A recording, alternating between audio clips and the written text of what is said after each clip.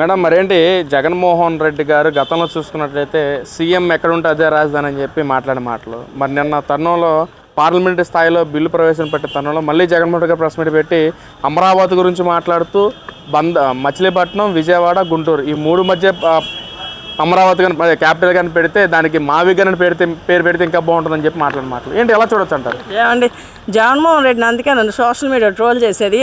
ఈయన నిజంగా మానసిక పరిస్థితి సరిగ్గా ఉండదు, ఏదో మందులైపోయి ఉంటాయి. అసలు ఇది నిజంగా చిన్న పిల్లల దగ్గర నుంచి కామెడీ చేస్తుందండి ఈ మావిగన్ అనేదాన్ని. జగన్మోహన్ రెడ్డి ఎప్పుడేం మాట్లాడతాడు ఎవరు తెలీదు.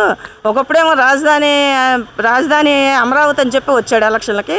2014లో అమరావతి సపోర్ట్ చేశాడు, మిడిల్లో ఉండాలి రాజధాని అని. 19లో అలానే వచ్చాడు, తర్వాత 3 ముక్కలాడాడు. ఇప్పుడేమో మళ్ళీ మధ్యలోనేమో జనాలు ఇంట్లో కూర్చోబెట్టినా మధ్య సజ్జలేమో అమరావతి రాజధాని కట్టుబడి ఉంటున్నాం అన్నారు. వైసీపీ నాయకులు ఒకరోజు ఒకడు అవునంటాడు, ఒకళ్ళు కాదంటారు. తీరా వచ్చి అసలు వాళ్ళ లక్ష్యం ఏంటి అమరావతి అనే విషయంలో నిన్న తేలిపోయిందండి. ఎందుకంటే ఇదంతా జగన్ స్క్రిప్ట్ అండి. వాళ్ళ ఎంపీలు బయటికి వెళ్ళినాయి. ఇవాళ పార్లమెంట్లో 11 పార్టీలు ఏకాభిప్రాయానికి వచ్చి దీని గురించి చాలా చర్చ జరిగింది, మాట్లాడారు. అమరావతి రాజధానికి అందరూ ఒప్పుకున్నారు. ఇవాళ ఒక ఏపీ ఎంపీలు బయటికి వెళ్ళి మన నిజంగా దురదృష్టకరం అండి. ఇదంతా జగన్మోహన్ రెడ్డి స్క్రిప్టేనండి. వాళ్ళు ఏంటంటే వాళ్ళు అమరావతి రాజధాని అని అమరావతి రాజధాని విషయంలో అలా వాళ్ళ స్టాండ్ ఏంటనే నేను తెలిసిపోయింది. వీళ్ళంతా వాళ్ళ డ్రామాలు అంతా అధికారం కోసం అమరావతి రాజధాని ఒప్పుకున్నారు. ఇవాళంతా డ్రామాలు ఒక లెటర్ ఇటు అసలు వాళ్ళ స్టాండ్ అనేది ఇది ఏంటంటే ఇప్పుడు ఎందుకు మాట అంటే అమరావతి అసలు రాజ్యాంగంలో అమరావతి రాజధాని అనే పదమేలే స్టేట్లుగా అన్నారు, దేశానికే ఉందన్నారు. మరి అసలు రాజ్యాంగంలో రాజధాని అంటే మావిగానే ఎందుకండి రాజధాని? ఎక్కడ గుంటూరు, ఎక్కడ అమరావతి, ఎక్కడ మచిలీపట్నము, అసలు ఆ పేరేంటి వినటానికి అసలు అది ఆ మావిగాని అంటే వస్తే ఎవరికి అర్థం కాలే. ఏంటి మావిగాని పేరేంటి అందరం తర్వాత ఆయన వీడియో చూసినాక మాకు మైండ్ బ్లాక్ అయిందండి. కొంతసేపు ఏం మాట్లాడాను నిజంగా వీడికి ఏ మందులైపోయి ఉంటాయి అనిపించింది. కొంచెం ఆయన బాబు ఎక్కడ చూయించుకొని ఆయన మందులు వేసుకొని వీటిని పిచ్చి మాటలు పెడితే మాకు మైండ్ బ్లాక్ అయిపోతుంది. మాకు మైండ్ బ్లాక్ మాకు మాటలు అట్లా పిచ్చి మాటలకి. అంటే ముఖ్యంగా వైసీపీ నాయకులు అమరావతి మీద అంటే ఓ పక్కన ఈ డెవలప్మెంట్ చంద్రబాబు ఏమో కంపెనీస్ తీసుకొస్తున్నారు, డెవలప్మెంట్ చేస్తారని చెప్పి మాట్లాడుతుంటే ఇటు పక్కన వైసీపీ నాయకులు అసలు అమరావతిలో మొత్తం డొల్లా చంద్రబాబు దాన్ని ఒక మసిపూసి మారేడుకాయ రకంగా చేస్తూ ఒక మొత్తం దాని అకౌంట్లోకి దోచుకుంటాడని చెప్పి మాట్లాడుతున్న మాటలు మరేంటి? కళ్ళుండ కబోర్లు అండి, వెళ్ళి అమరావతి వెళ్ళి చూడమని ఎన్ని బిల్డింగ్లు ఉన్నాయండి.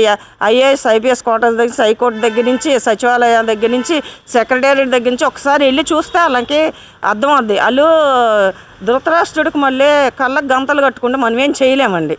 వాళ్ళు కళ్ళు చూస్తే ఇది వాళ్ళ అధికారంలో ఉండగా అమరావతిలో శ్మశానం అన్నారు. ఆ వైసీపీ నాయకు ఆ తాడేపల్లి ప్యాలెస్ నుంచి ఏం స్క్రిప్ట్ వస్తుందో, లేకపోతే యలహంక ప్యాలెస్ నుంచి వస్తుందో, వాళ్ళకి ఏ స్క్రిప్ట్ వస్తుందో వాళ్ళ నాయకులు ఎప్పుడేం మాట వాళ్ళకే తెలుసు. వాళ్ళకి ఒక అసలు ఆత్మపరిశీలన కూడా వాళ్ళు చేసుకోవట్లేదు. ఆ నాయకుడు చెబుతున్నారు, వీళ్ళు మాట్లాడుతున్నారు. జనాల్లో పలసన అయిపోతున్నాం, చులకన అయిపోతున్నాము, మాట్లాడకూడదు, ఇవాళ ఒక మాట రేపు ఒక మాట అనేది లేదండి వాళ్ళకి. వాళ్ళు ఎప్పుడు ఇక వాళ్ళ నాయకుడే చెప్తే అది మాట్లాడుతాం. వాళ్ళకి అసలు జనాల్లో చులకన అవుతామని ఆత్మపరిశీలన కూడా వాళ్ళు చేసుకోవట్లేదండి. అంటే ఏంటి అసలు అమరావతి మీద అసలు చంద్రబాబు కానీ లోకేష్ కానీ పవన్ కళ్యాణ్ ముగ్గురు అసలు ఏ రోజున్నా అమరావతిలో ఉన్నారా? ఉండకుండా ఒక చుట్ట చూపురంగా వచ్చి అమరావతిలో చూస్తూ హైదరాబాద్లో షికారులు చేస్తున్నారు. ఇలాంటి వాళ్ళ ఇక్కడ దీన్ని క్యాపిటల్ అని ఎలా అంటారని చెప్పి కూడా జగన్మోహన్ గారు మాట్లాడుతున్నారు. అమరావతిలో ఇల్లు కట్టుకున్నావు, నువ్వేం ఉద్ధరించా? ఎలక్షన్ ముందు మా నాయకుడు అమరావతిలో ఇల్లు కట్టుకుంటున్నాడు, తాడేపల్లి ఇల్లు కట్టుకుంటున్నాడు, అమరావతి రాజధానిలో ఇల్లు కట్టుకుంటున్నాడు, చంద్రబాబు అక్కడెక్కడో ఉన్నాడు అన్న. నువ్వు ఇక్కడ లోకల్లో నువ్వేం ఉద్ధరించా? పరదాలు కట్టుకుని ఎవరికి కనిపించకుండా షాపులు మూసి 144 సెక్షన్లో ఒక పోలీస్ బెటాలియన్తో బయటకు వచ్చావు. ఏనండి మొహం బయటకు చూపించావా? ఇవాళ వాళ్ళు అమరావతిలో హైదరాబాద్లో ఉంటే నీకెందుకు, ఎక్కడుంటే నీకెందుకు, ఎక్కడ షికారులు చేస్తే వాళ్ళు జనం మధ్య ఉంటున్నారు. నిన్న గృహప్రవేశాల్లో మా పేద ప్రజల పక్కన కూర్చుని చంద్రబాబు నాయుడు గారు ప్రజల మధ్య కూర్చున్నారు. ఇవాళ ఒక్కో పథకం పెట్టిన పేద ప్రజలు ఇంటికి వెళ్ళి వాళ్ళు టీ కాసి ఇచ్చిన రోజులు చంద్రబాబు జనం మధ్య ఉన్నారు. నీకు మళ్ళీ పరదాలు కట్టుకుని పోలీసులు పెట్టాలంటే బయటికి రావట్లా. ఆయన హైదరాబాద్లో ఉంటే నీకెందుకు, ఎక్కడ ఉంటే ఆయన ప్రజల మధ్య ఉంటున్నారు. నీకు మళ్ళీ పరదాలు కట్టుకుని ఇంటికి కంచెలు పెట్టుకుని 4 గోళ్ళ మధ్య దాక్కోలేదు. అంటే అమ్మ ఇక్కడ ముఖ్యంగా చూసుకున్నట్లయితే ఆ జగన్మోహన్ రెడ్డి అధికారంలో రాకముందు అమరావతి ఇక్కడ ఉండటం నాకు సమ్మతించారు. మరి జగన్మోహన్ రెడ్డి గారు అధికారంలోకి వచ్చి 3 ముక్కలు ఆడారు. మరి నేను ఏదైతే కూటమి ప్రభుత్వ నాయకులు పార్లమెంటు స్థాయిలో కూడా బిల్లు ప్రవేశపెట్టిన తరుణంలో వైసీపీ ఎంపీలు కూడా బయటకు వచ్చిన తరుణం వాకౌట్ చేసిన పరిస్థితి చూస్తా ఉన్నాం. మరి ఎందుకంటారు అసలు వాళ్ళకి రాజకీయం అండి? ఏ 11 పార్టీలో అమరావతి రాజధాని అని చాలా కూలంకషంగా చర్చ జరిగి 11 పార్టీలు మనకు మద్దతు ఇస్తే ఒక ఏపీలో ఉండి ఈ దిక్కుమాలిన పార్టీ వాళ్ళు బయటకు వచ్చారంటే చెప్పుకోవటం సిగ్గుసేటు అంతకంటే దురదృష్టంగా రెండోది లేదండి. దీనికైనా ఇప్పటికైనా ప్రజలకు అర్థం అవ్వాలి. అమరావతి మీద ఇలా స్టాండ్ ఏంటి? ఇన్నాళ్ళు వీళ్ళు నటించారు, నాటకాలు ఆడారు, కేవలం కుర్చీలో కూర్చోటకే అమరావతి రాజధాని అన్నారు. తర్వాత 3 ముక్కలు ఆట ఆడారు. దాన్ని ఇప్పుడన్నా ఏపీ ప్రజలు అర్థం చేసుకుని ఈ పార్టీకి పుట్టగతులు లేకుండా రేపు 2029 ఎలక్షన్లో ఆ 11 సీట్లు కూడా రాకుండా ఉంటే సగం దరిద్రం వదిలిపోద్ది. చంద్రబాబు నాయుడు గారు తీసుకొచ్చిన బిల్లు దాని గురించి ఏంటంటే రేపొద్దున ఎవరు వచ్చినా సరే దీన్ని మార్చడానికి వీలు లేదు అని చెప్పి చట్టబద్ధత చేసిన తను మరి ఇటు పక్కన వైసీపీ నాయకులు రేపొద్దున మేము అధికారంలోకి వచ్చిన తర్వాత కూడా దాన్ని బిల్లు కూడా మార్చే తరుణం మేము చేస్తాము, మారుస్తామని చెప్పి కూడా మాట్లాడుతున్నారు. వీళ్ళకంత సీను లేదు, వీళ్ళకంత నాలెడ్జీ లేదండి. వీళ్ళు ఉన్నంత ఈ బ్యాచ్ అండి. వీళ్ళకంత ఇదేదో ఫస్ట్ క్లాస్ స్టూడెంట్స్ కదా, వీళ్ళకంత సీను లేదు, వీళ్ళకంత మార్చేది లేదు.